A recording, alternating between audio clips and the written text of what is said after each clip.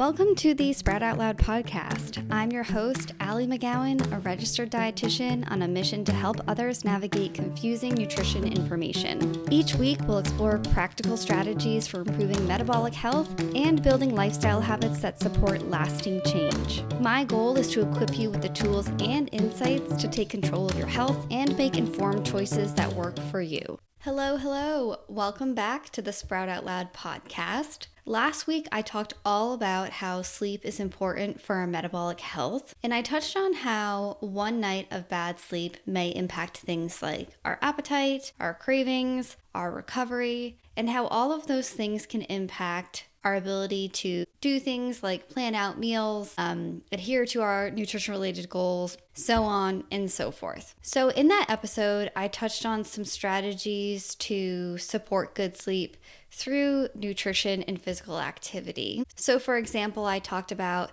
how we can eat in a way that supports our circadian rhythm and how meal timing may affect that. I touched on a variety of other things that happen to our appetite, including our hunger hormones after a night of bad sleep, and how that may show up in our eating habits. Today I'm going to focus on how to eat, drink, move, and even supplement after a night of bad sleep. So first episode talked about how sleep impacts these things, and now today we're focusing on, okay, how do we respond if we didn't sleep well? And now we know why sleep is really important. So if you haven't listened to last week's episode yet, I definitely recommend checking that out. And I'd also love your feedback on the 5 episodes so far. Do you guys like the fact that I jump right into the content here? Would you prefer more personal banter? Do you like the length? So far, most of my episodes have been around 30 minutes. Would you like for me to include a guest? What are your thoughts? So I have a feedback form linked in the show notes here. Feel free to submit a request for a future episode.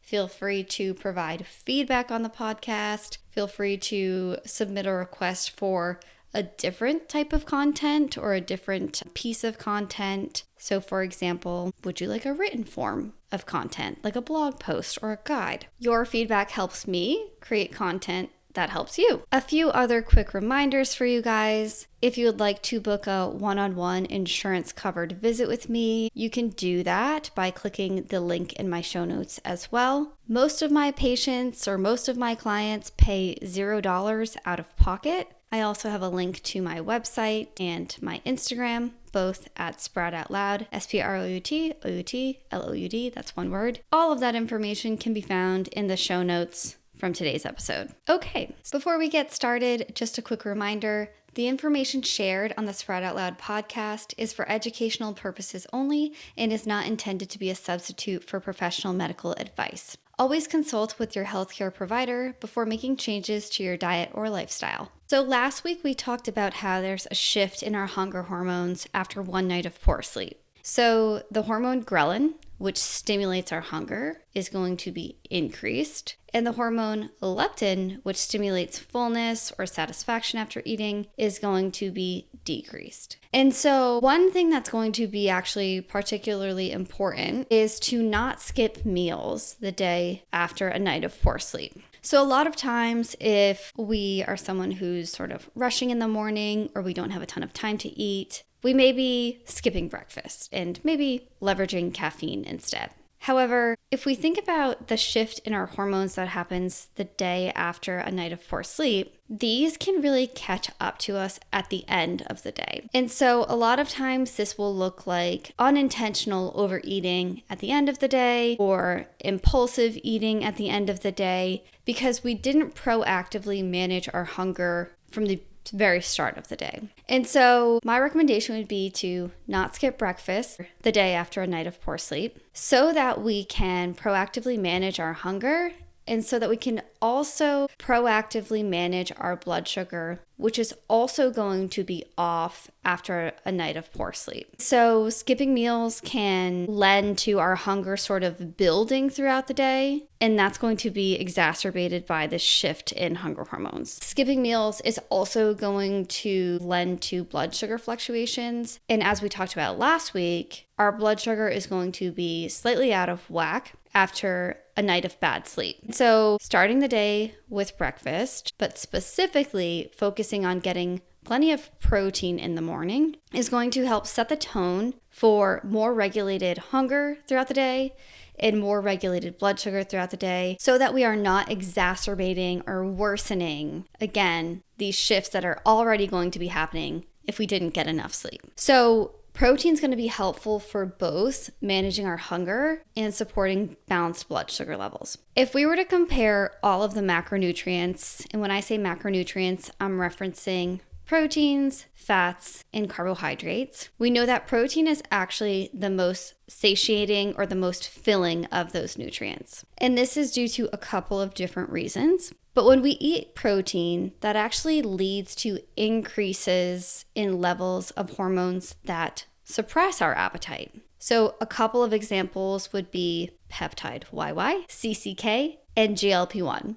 And I know this probably sounds like terms I'm just making up. You may have heard the term GLP-1 more recently because a lot of GLP-1 agonists or GLP-1 drugs are now being used for management of overweight and obesity. So these are things like Ozempic, Wegovy, Zepbound, and Mounjaro, to name a few. So protein is going to increase levels of these appetite-reducing hormones, helping us to feel fuller.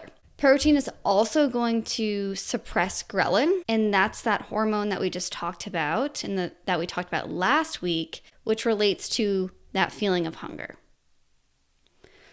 Protein is also going to take a little bit longer to digest compared to carbohydrates, and it's going to promote delayed gastric emptying, which just means that it's going to slow down how quickly food leaves the stomach so that we feel fuller. So protein is definitely a priority. It should be a priority sort of at every meal, I would say. It shouldn't displace other nutrients like fiber and healthy fats, but it is definitely something that we want to be conscious about including in our meals. We also know that protein has a very, very minimal impact on our blood sugar levels. And what I mean by that is in healthy individuals, protein is not going to lead to increases in our blood sugar. And so when we take other foods, like carbohydrates, for example, and we pair those carbohydrates with protein, that protein is actually going to help blunt or lessen our blood sugar response from those carbohydrates. And again, it is totally physiologically normal for us to have rises in our blood sugar after we eat.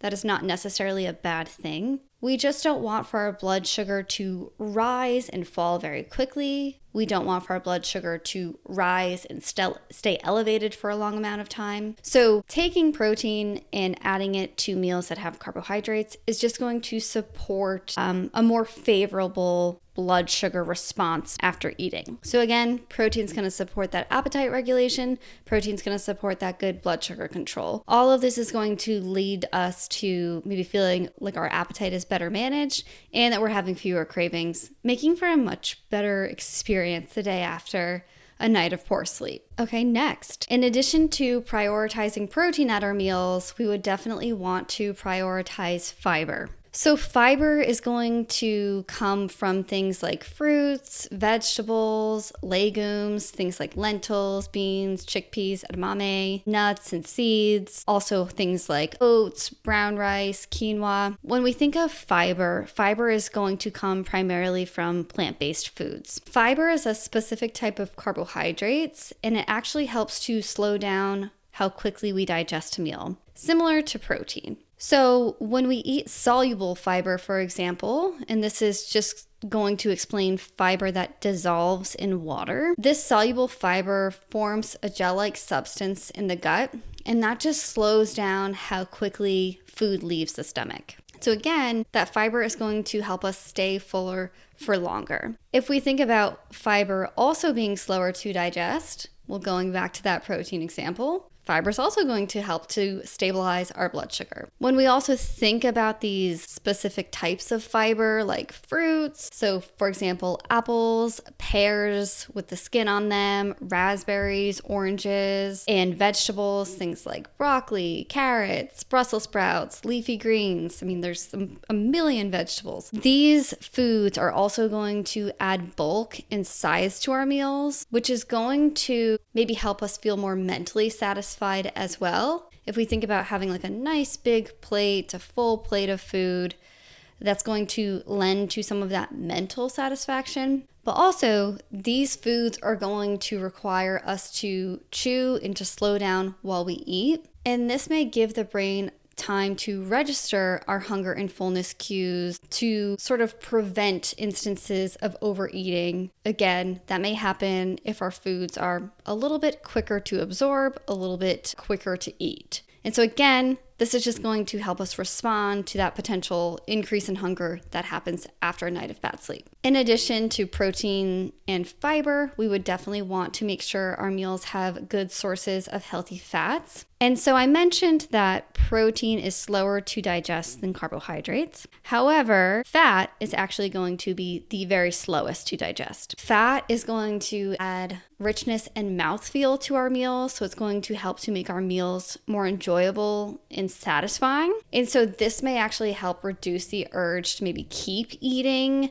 if we feel like our meal isn't super satisfying. And then of course, if we think about fat-soluble vitamins, fat is actually going to help our body absorb those fat-soluble vitamins. So things like vitamin A, vitamin D, E, and K. And those vitamins are going to support energy production and fullness signaling as well. So if we're thinking about what are some good healthy fats I could be adding to meals, this would look like avocados, nuts, so things like almonds, walnuts, pistachios, seeds, chia seeds, flax seeds, sunflower seeds, to name a few. Healthy oils, so olive oil, avocado oil, even foods like fatty fish, so salmon and eggs, which are a great source of, both dietary fats and protein. These foods, again, are going to add some good mouthfeel to our meal, helping us to feel more satisfied after we eat. Okay, we've talked about protein, we've talked about fiber, we've talked about healthy fats, but what about carbs? So adding plenty of fiber-rich carbs, also known as complex carbohydrates, to our meals is actually going to support blood sugar control as well. And so if we think about a complex carb, this is just going to be a source of carbohydrates that has that fiber in it. And again, that is going to help keep us fuller for longer and help to stabilize our blood sugar. So sources of complex carbs, this would look like fruit. So for example, berries, any sort of starchy vegetables. So sweet potatoes, regular potatoes, beets, parsnips. This would include things like steel cut oats or legumes. So again, beans, chickpeas, lentils. All of these foods have carbohydrates, but the difference between these foods and simple carbs is that they come packaged with that fiber naturally. So when we compare these complex carbs to simple carbs are not going to have that fiber, and they're going to be much quicker to digest, meaning that they will have a different effect on our blood sugar as a result. So our blood sugar may rise and fall much more quickly after having these simple carbs than after having something like complex carbohydrates. And this isn't to say that you should never have simple carbs. I think they absolutely can fit in. We don't want to be perfectionist with our food, but if we think about what's the goal, is the goal to really stabilize my blood sugar, and am I a little bit more susceptible to blood sugar imbalances today? Well, then choosing fiber-rich carbs or complex carbs is probably going to be a more supportive choice. Some examples of simple carbs, again, these carbs don't have fiber. This could look like apple juice. So even though an apple with the skin on it is a source of these complex carbs, if we remove that carbohydrate's going to be quicker to digest. Apple juice is an example of a simple carb. Other things like soda, pastries, some of these more processed sugars like cakes, candy, so on, these are going to be lacking in that fiber. So incorporating some of these fiber-rich carbohydrates into our meal can actually provide the body with energy. And if we think about how energized we don't feel after a night of poor sleep, getting good energy is going to be really important. But they're going to, again, support that appetite control and that blood sugar by giving the body a little bit of fiber. And if we were to take all of these components, so protein, fiber, healthy fats, complex carbs, and put them into a plate, we'd probably want to focus on ratios that support the body and support this appetite control and blood sugar control. And so this is where the balanced plate framework can be a great starting point. This is something you've probably heard about, you've probably seen this before, but basically, if we were to look at a plate, we would make a quarter of that plate a protein source, a quarter of that plate a source of preferably complex carbohydrates, and then around half of that plate a source of non-starchy veggies. And so again, this is just a starting point. It can be helpful for providing a little bit of structure to our meals. And you'll notice that this plate has twice as many non-starchy veggies as it does protein and carbohydrates from like a volume perspective. And again, that's because that fiber is going to be super helpful for slowing down how quickly we digest, slowing down that rise in that blood sugar. You'll notice I didn't mention healthy fats, and that's because we sort of assume that when people are cooking, they're including healthy fats in their cooking methods. So let's say, for example, you have a plate of marinated chicken, some roasted potatoes, and a side salad. We're assuming you're probably adding a little bit of fat to that side salad. Maybe you're roasting the potatoes in some sort of oil. Maybe we're marinating the chicken in a salad dressing that also is going to give us oil. So that fat is sort of baked into the cooking methods there. Okay, so we've talked about not skipping meals, right? So eating in a way that is going to support that appetite control. So this could look like having breakfast anywhere between 1 to 2 hours of waking, prioritizing that protein at breakfast. Maybe we sneak in a source of complex carbs and fiber. So this could look like some berries. This could look like a piece of fruit. This could look like some steel cut oats. Maybe we throw in some healthy fats with some nuts and seeds, or maybe we do some eggs and avocado on a slice of whole grain or sourdough bread. The possibilities are endless, but definitely prioritizing that protein in the morning is going to set the tone for a day that our appetite is not going to be out of control. Next tip, if you're not someone who typically snacks throughout the day, maybe you do better with 3 square meals, but you notice the day after a night of poor sleep, you are actually feeling hungry for a snack. My recommendation again would actually be to lean into this, because if we are sort of pushing this hunger off, it is typically going to bite us in the butt later in the day. And again, that may lend to overeating at dinner, maybe making more impulsive food choices at dinner, because again, just what's happening with our hunger hormones and our blood sugar control, or in our blood sugar levels in the background. And so sort of putting yourself in the driver's seat, making the empowered choice to proactively put a snack in there, maybe it has protein and fiber, that's sort of what I would recommend, is going to help you proactively manage your hunger levels. And again, sort of meet you where you are in the day if your blood sugar is slightly out of whack. So a few more tips to support those balanced blood sugar levels. I talked about how different nutrients sort of support that blood sugar control. And additionally, as tempting as it is to sort of double up on caffeine the day after a night of poor sleep, we actually don't want to do that. Well, I would say I don't advise that. Oftentimes, if we're drinking too much caffeine, that may be suppressing our appetite. We may be unintentionally skipping meals as a result. And then again, for most people, that lends to overeating at night. Overdoing it on caffeine can actually trigger a stress response. And so this can actually increase our levels of the hormone cortisol, which can raise our blood sugar. Again, if we think about what happens when the body's under stress, if we were in a life or death situation, the body is going to make sure that we have energy available to us as quickly as possible. And one of the ways that it does that is that it releases stored blood sugar into the bloodstream to provide us energy. And so if we are sitting at our desk drinking a lot of coffee and we are not in a life or death situation, but all of that caffeine stimulates a stress response and our blood sugar is rising, but we are not engaging in any sort of like physical activity to manage that, well then that's not the best situation for us to be in. And so excess caffeine, again, can increase that cortisol release and can increase blood sugar as a result. And if we're already dealing with mismanaged blood sugar because we didn't sleep well, that could lend to things like cravings, more energy dips, worsened mood, so on and so forth throughout the day, just sort of making your situation worse. In addition to that, again, drinking too much caffeine can lend to not sleeping well that night.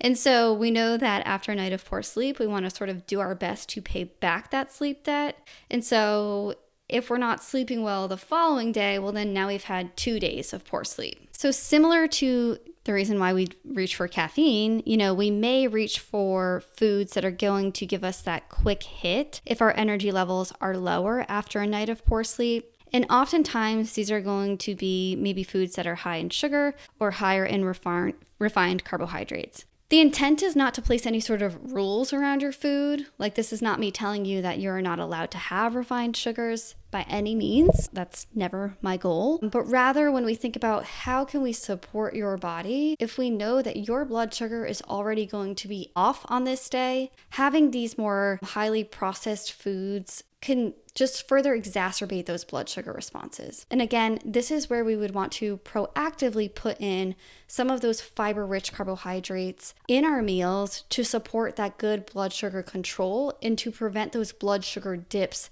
from happening. Now, if you really want that quick hit, one thing that we can do to sort of blunt that blood sugar response is to pair that carbohydrate source with protein, which we talked about earlier. And so this is where another recommendation of no naked carbs or give your carbs a buddy comes into play. So let's say you're like, you know what, I need this chocolate or I need this higher sugar food. Okay, can we meet yourself where you are? And can we maybe pair that with a source of protein or pair that with a source of healthy fats so that we're sort of blunting that blood sugar response as much as possible? Another straightforward tip as it relates to blood sugar control is the concept of sequential eating.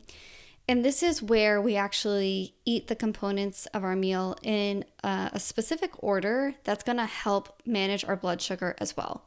Now, this is not something that's going to be possible if you're having a mixed meal, like a stew or a soup or a wrap, for example. And this is not something to hyperfixate on either, but you may notice that your blood sugar feels a bit more stable if you eat your veggies and then your protein and then your carbs. This just relates to the fact that fiber from veggies, for example, and protein are going to sort of blunt our blood sugar response. And so if we eat those foods before we eat those carbs, that may lend to a more favorable blood sugar response after eating. I think even if we start a meal with a few bites of these foods before we have our carbs, that's going to have a positive effect. So you don't necessarily need to eat all of your veggies and all of your protein before your carbs, but maybe just being mindful of, all right, I'm going to start with a little bit of protein, or I'm going to start with a little bit of veggies and protein before my carbs. Again, with the intent of just maybe supporting your blood sugar could be helpful.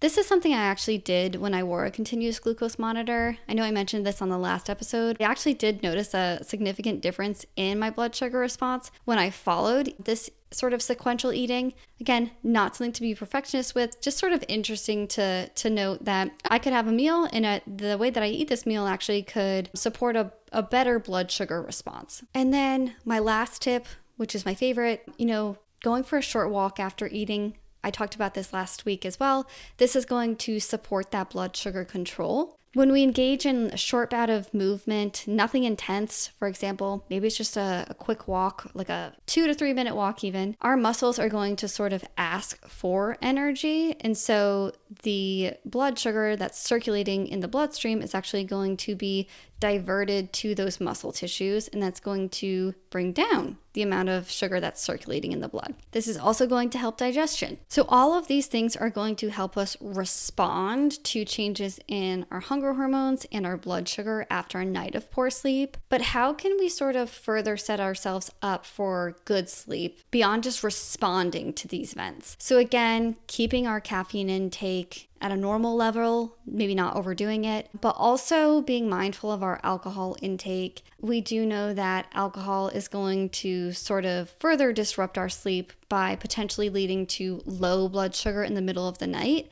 and that can sort of wake us up out of a deep sleep. But we do know that certain supplements can be helpful. So, for example, magnesium glycinate, that is the form of magnesium that actually helps to calm the nervous system, and this is going to be good to supplement supplement with if you have a night of poor sleep or if you're just in a particularly bad stretch of not getting enough sleep. This is going to be different from other forms like magnesium citrate, for example, which is often used for constipation. New or more recent research also shows that creatine can be really helpful for improving mood and cognition after a night of poor sleep. I would say this varies on the individual, but interesting if you notice that you're already taking creatine and if you've had experience with not sleeping so hot and then you notice, I've started to take creatine for other benefits, like the positive benefits that creatine has on performance and recovery in the gym. And you notice that, okay, I don't feel as bad now as I did prior to supplementing with creatine. Well, it could potentially have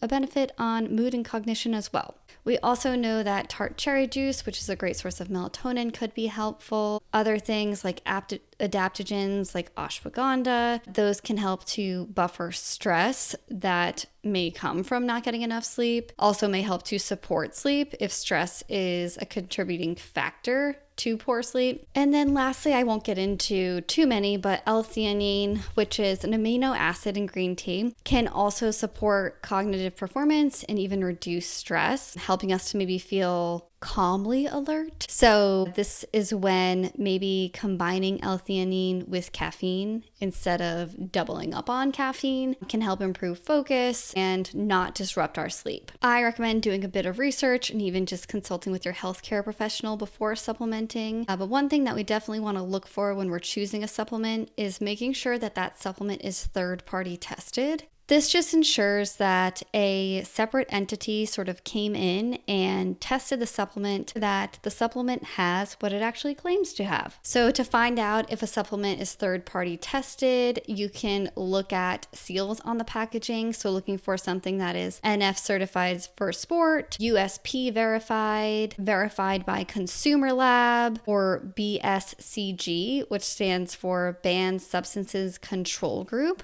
All of these stamps indicate that the supplement was third-party tested. You can also go to the supplement's website and search for terms like third-party tested or quality assurance or certificate of analysis. Most companies, if they're super transparent, they'll even share test results or describe their testing. Okay, so to recap, after a night of poor sleep, we want to do our best to support those hunger levels, to support that blood sugar control, and we can do so by optimizing our meal timing, making sure we're building nice balanced meals, and practicing some of these other small but hopefully accessible tweaks for managing our blood sugar. As a quick reminder, you can book a one-on-one insurance covered visit with me through the link in my show notes. You can also submit a topic request for a future episode using the feedback request form in my show notes as well. And then I'm on Instagram @SproutOutLoud, and my website is sproutoutloud.com. All right, thanks for listening.